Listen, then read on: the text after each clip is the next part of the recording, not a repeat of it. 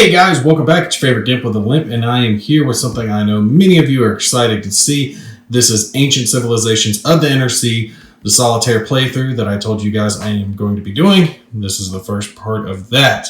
Like I touched on in my little overview video, I am doing Egypt versus Troy. Back over here, we'll get into their special abilities here in just a sec. And we're only going to be using half the map since there's only 2 civilizations to worry about.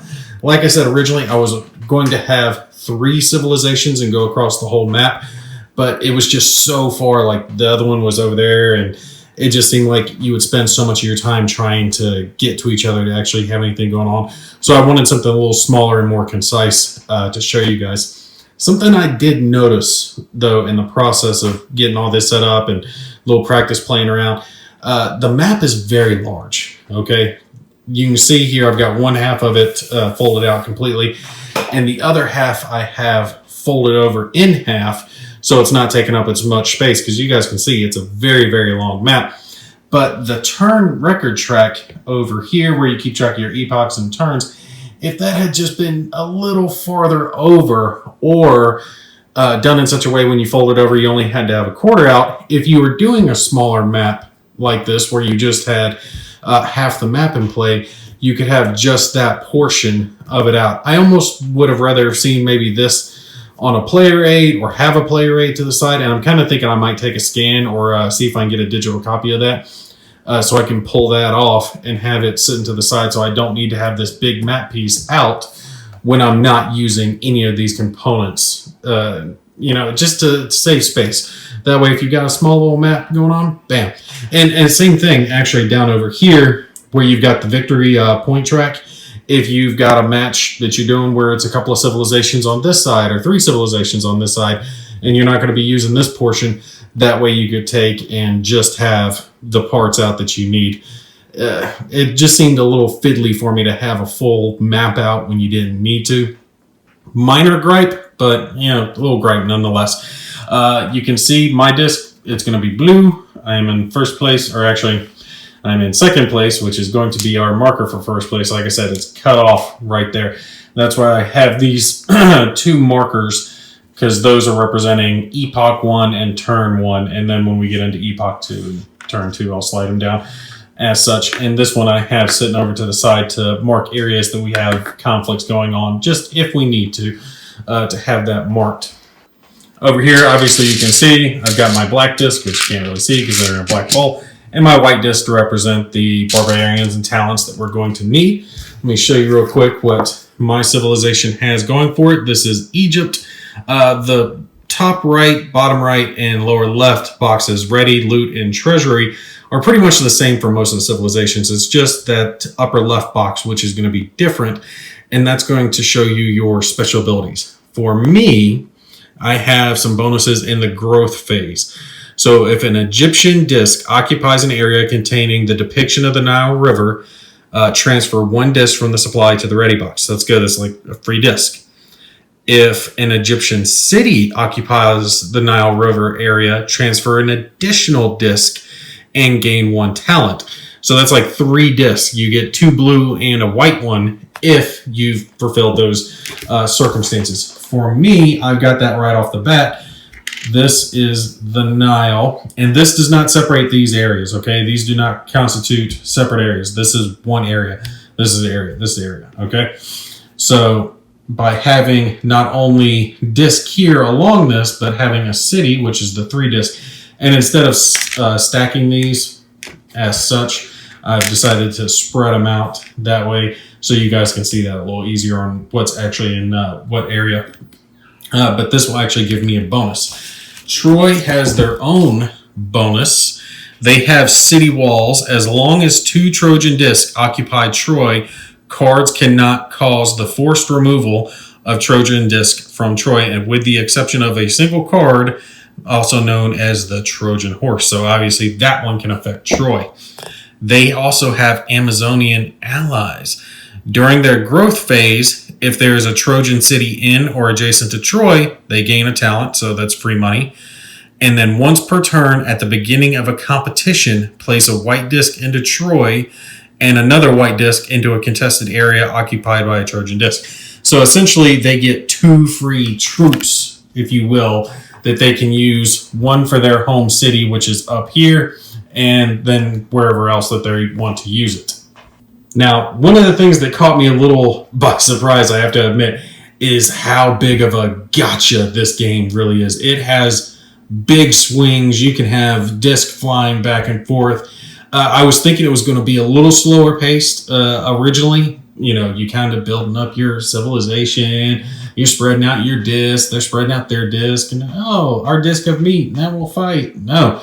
It's like, you know, your disc is going to go way over here. Their disc is going to go way over here. And then you'll lose a whole bunch all in the card play. It does have heavy swings. So don't sit there and think, oh, you know, I'm going to maintain everything. No, you're not going to maintain shit.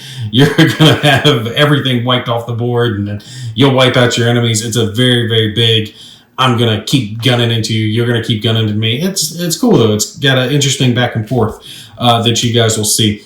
But let's go ahead and jump into the game, let you guys see how it's going to play. Like I said, I'm going to be going, let me pan over, first to start with, and then after this, it's going to depend on who has the most cities. After my first turn of the little practice game that I played, I never went first again, and the AI went shooting above me. Now, one little addendum. In the rulebook, it makes mention of the fact that in an exploration scenario, the AI gets 2 bonus victory points when you're scoring. I'm doing a sandbox, right? Basically free play instead of exploration. So I'm not going to give them the 2 free points. We're just going to score them as I would be scored and let it play out. But that rule does exist. If you feel like you have too much of an advantage over the AI, you can add that in or take it out, just depending on whatever your preference is. It's your game. Play it how you want, you know? It's Burger King. Have it your way. Oh, one other little addendum I'll mention. Like I said, I got my disc, but I do have spare disc in civilizations that I'm not using. And on the off chance that these get used all up, I'll take and throw in these. And the same thing for Troy. I'll throw in the purple disc for them. That way they have extras as well. So we're not going to worry about running out of discs. We'll just keep throwing them in. Okay, so the first thing that happens is your growth phase. And each civilization in turn order is going to perform these steps. The retirement step is you may return any number of your non-city discs to the supply. I'm not going to do that to start with. As I am starting out, I have a settlement, city, and then one little ocean area, water area that is controlled. When you start this out, there's a little procedure that's in the rule book. You'll basically have 12 discs, and then you start in your home area and kind of radiate out, just depending on what type of surrounding terrain that you have.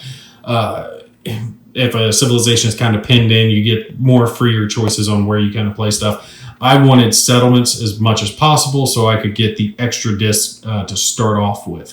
So let's go back to our little thing. Acquisition step. So that's where we're at. Transfer from the supply to your ready box. 1 disc for each of your settlements, which I have 4. 1, 2, 3, and 4. Like I said, you don't get disc for cities.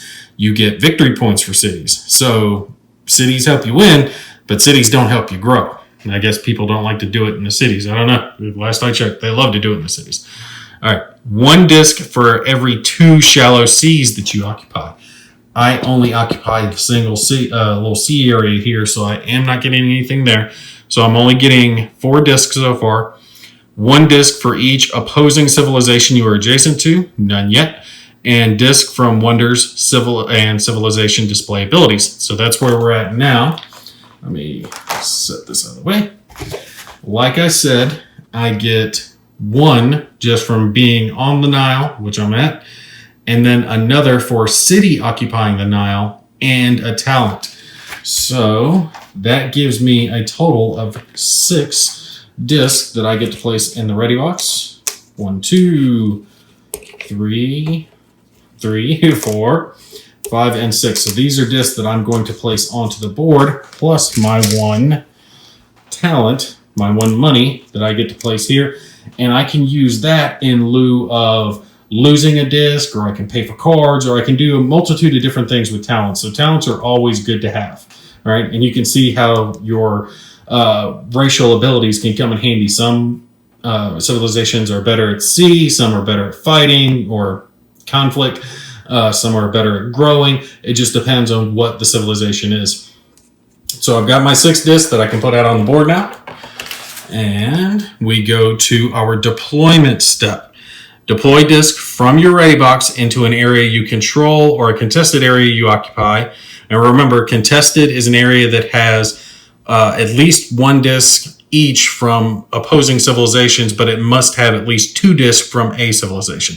So just as an FYI, like if this were an area here, the scoring disc, that would not be contested because there's only 1 disc each. But if I had 2 discs there, then it would be contested. So you have to have at least 2 discs for it to be contested. And you can deploy it into an area adjacent to an area you control. Into an area adjacent to a contested area you occupy, but only if your civilization already has at least as many discs in that contested area as each opposing faction. In or adjacent to your home area, regardless of your control or presence there, if you have exactly 0 disc on the map. It's kind of like a get back into the game thing because you can't get wiped out. The big thing for this is into the areas you control or adjacent to them, so you can kind of grow out real fast. What I mean by that is, let me grab my 6 disc over here that I can throw out. If I wanted to, could go 1, and then I'm in this area. So then I go 2 and 3. You can grow very quickly if you have a fair amount of disc. As soon as you put 1 down, that's considered an area you occupy now, and you can base off of that. Now you can place it here or any of the adjacent areas. So where do I want to go? I'd like to get some in the sea because last time I lost some on the land very quickly. So I'm going to place 1 over here. That way I've got 2 sea areas to give me an extra talent, right? Or not an extra talent, extra disc. And we'll go 2 into that one. And that gets me an extra settlement. And I think I want another city over here just to try to keep a city on the Nile. We'll place it back away from the enemy. And we'll grow up towards them. That way I'm growing my settlements. I don't want to have just 1 disc there because it's easy to kind of get wiped out. But this way, on the off chance that I have some left, I won't. These things are going to get wiped the hell out. It gives me some extra settlements. So now, settlement-wise, I lost a settlement because I grew 1 into a city, but I still have 5 settlements and 2 sea areas that I control. So if I were to do my growth phase right now, I would get 6 discs based on that alone, and then my racial bonuses. This isn't going to last, though. Don't think this is a great idea because they're all going to go bye-bye. Okay, so you see that I have done everything for this phase. So it's now Troy's turn to do their growth phase, and they're going to do the same thing, all right? But theirs is going to be a little different. You see they have 3 settlements. They got 1, 2, and 3, and then they have 2 shallow sea areas that they control right here. So that gets them 4 discs that they can bring over. We'll place those in, and then we'll look at their racial attributes to see what that gets them. Let's make sure I'm not missing anything. They're definitely not going to, the AI, the NPC tends not to pull their disc off the board. Yeah, too shallow. They're not adjacent. They don't have any wonders yet. And they're not going to transfer any from any of their cities to the ready box. So that gives them 4. And then for their racial ability, that's city wall, so that's not going to help them. Their growth phase, if there's a Trojan city in or adjacent to Troy, gain 1 talent. And we're not into competition yet. So all they're going to get is a talent. But that will come in handy for them. So they get a little money too, but you see they got fewer discs. Now, here's where we come into the little thingy. This is the player aid for the solitaire, and you see it says NPC disc placements. And then you can have hostile NPC displacement or non-hostile displacement, and then their priority displacement. It's kind of a list. You start here, you work your way down. Now, when it references gold, that has to do with some of the historical scenarios in the game. Again, I'm not playing that. I'm just doing a generic sandbox type game. So we're not going to have gold referenced. All right, so going on the NPC priority. If there's an enemy, and we can skip that because there's no enemy disc anywhere near them right now. So 1, 2, 3, 4 doesn't work. If number 5, if it does not have a city in its home area, which it does. If it does not have a city in an area with its wonder, it does. If it does not have a city in an area with its gold, it does. If none of the land areas adjacent to its home area contain one of its cities, place this there, which we do. Oh, we do not. I forgot that got placed somewhere else. I thought they had 2 cities. Well, oh well. Right now they don't. I guess I set them up a little different than the previous game. Maybe that's what I'm thinking of. So the adjacent land areas for them are these 2 here. Both of those are settlements. So the disc that they're placing out, one of those 4 will go here, and they're going to prioritize farthest away from their enemies, which is going to be me.